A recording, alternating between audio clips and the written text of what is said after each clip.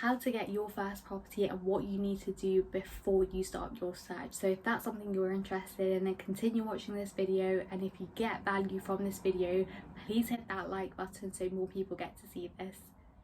If you aren't already subscribed to this channel, please hit that subscribe button so you can see all of the videos that I'm going to be discussing about on how to get your first property and how to work with deal sources.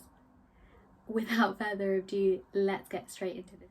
The first most important bit is getting your finances in check, making sure what you're spending is actually good money that you're spending and you're not just going over your budget. And when I say that, it means that will reflect on your whole property investment journey. So if you are saving more than you are making, then that will really be valuable within your property investment journey, because you already know how to save money and how to kind of cut corners within costs without it having a detrimental impact. If you are getting 3k a month from your salary or any other finances per month and you are spending 3k, then that's probably going to be reflective of your property journey. So just learn to manage your finances, try and save as much as you can, because you essentially need to work up to a deposit as well. So try and save as much as you can and review your spending when you are going out. Can you make cheaper alternatives? I did do a video on how to save money as well, so if that's something you're interested in, then go and watch that video, but still carry on with this video for now. The second one is about your credit score, and I have got penalised with this so much within the last year, to the point where a few mortgage lenders won't actually lend to me. So make sure you are paying off your credit cards or any finances that you have every single month.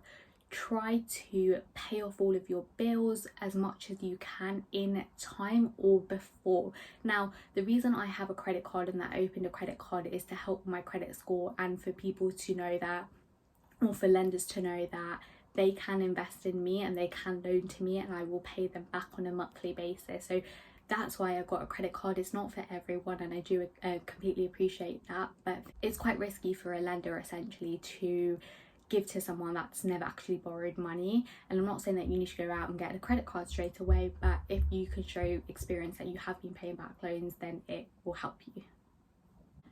So let me go back to my experience about this whole debacle about my credit card. So I was very lazy. I didn't set up any direct debits. I was like, oh, it's okay, I can just pay it off later whenever I want to, essentially. And there wasn't added any interest to it because it was 12 months basically with 0% interest.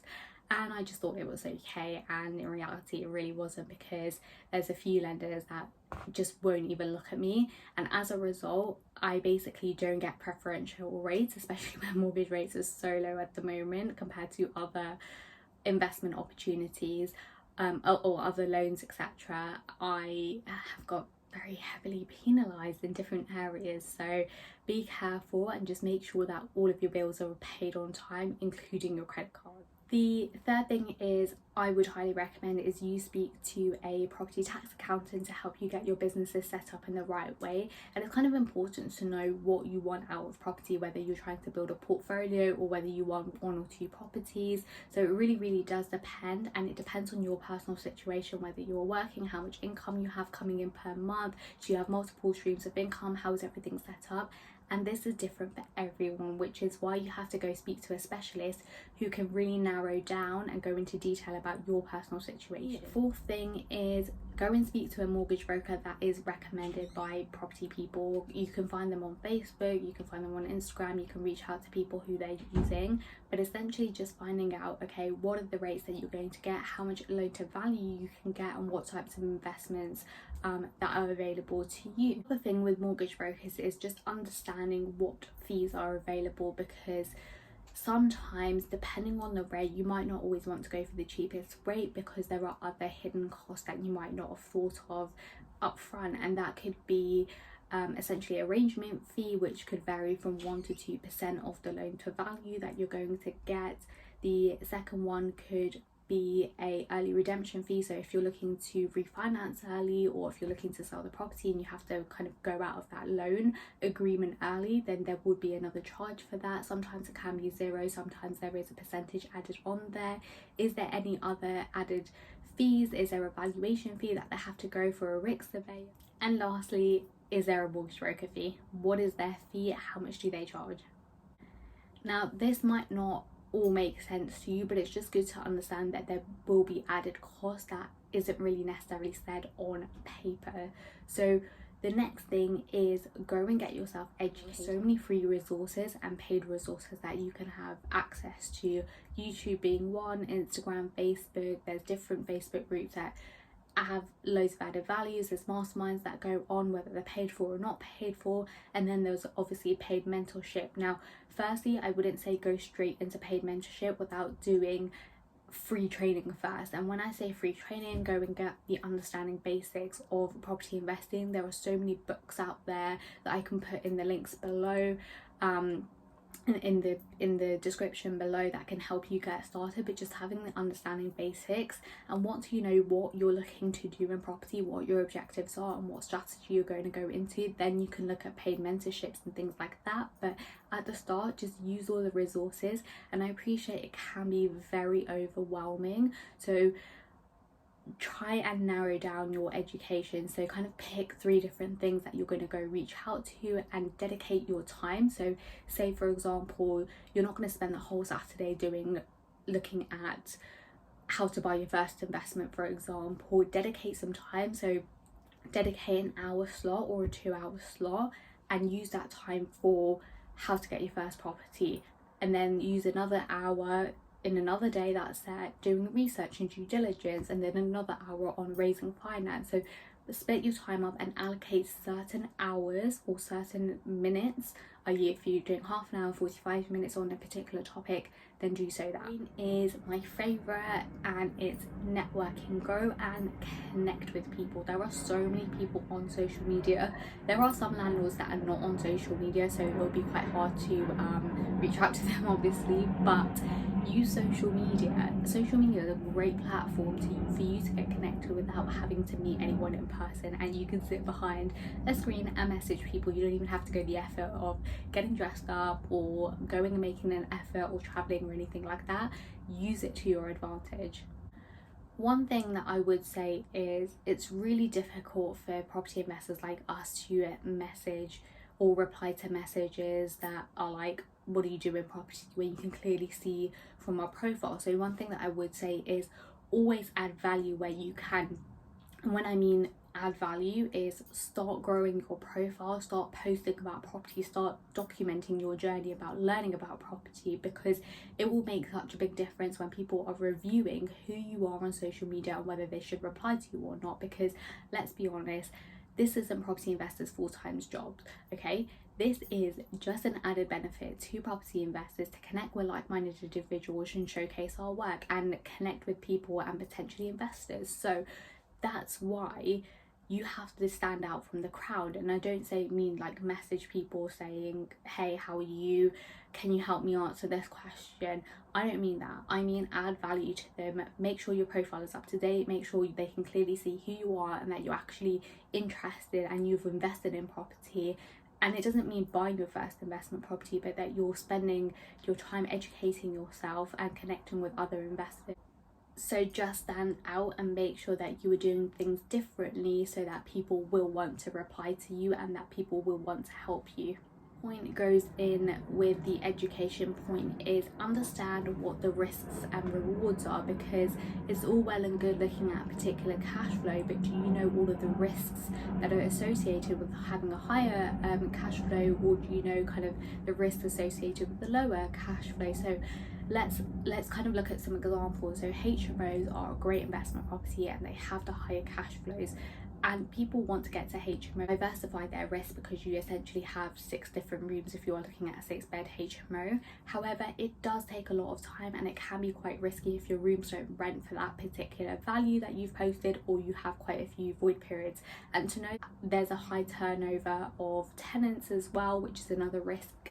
So just bear in mind that there are different levels of risk and reward. I'm actually buying a few buy-to-lets at the moment just to diversify my portfolio and get some quicker cash flow with some buy-to-lets as well, because the couple of HMOs that we have done have been taking ages to refurb, and then the cash flow later, even though it is great cash flow, we still want a few buy-to-lets to diversify and then go into something bigger like commercials, flips and commercial to residential. The 7th point is working towards a deposit. Now, it might be quite hard if you are young and you have just got your first job, or on the flip side is that you have a lot of money that is tied up.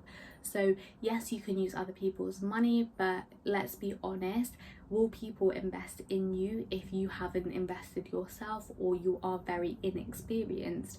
Or can people trust you with that kind of amount of money? So you have to kind of weigh up all of your options. I know a lot of people talk about using other people's money and using that to your advantage, but just remember that is still someone's money and you still have to pay them back. I'm not putting people off of it, because I definitely have used other people's money to help me grow my portfolio, but I've also invested and I've shown some skin in the game.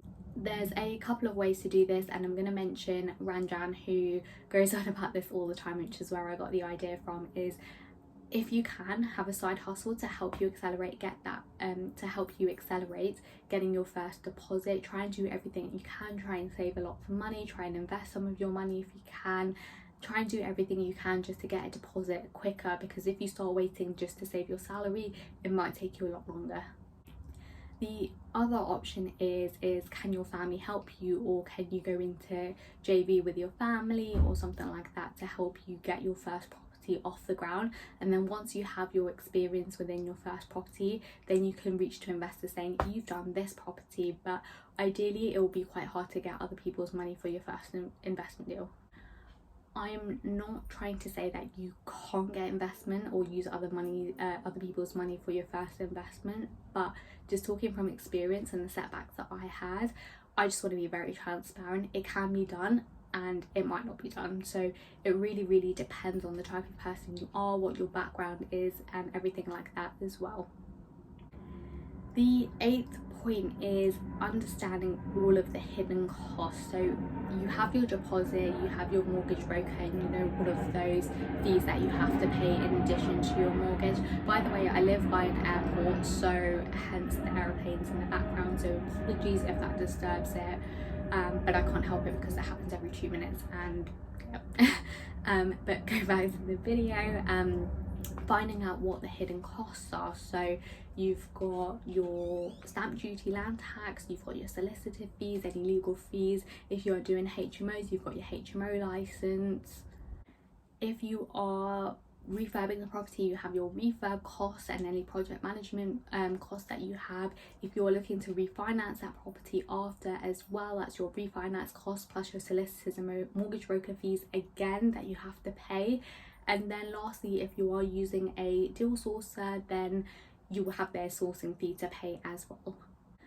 Just make sure that it's not just the 25% deposit that you need to have, well, on average 25%, but remember there are other costs involved, so making sure that you have enough money to do all of those extra costs as well.